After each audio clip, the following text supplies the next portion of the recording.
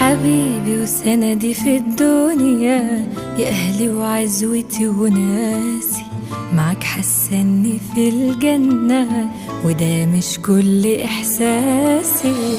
حنين زي ما عرفتك في أول مرة نتلاقى، بكون جنبك قصاد عينك وليك أنا برضو مشتاق. هنا قصادي بشوفك عمري وسنين،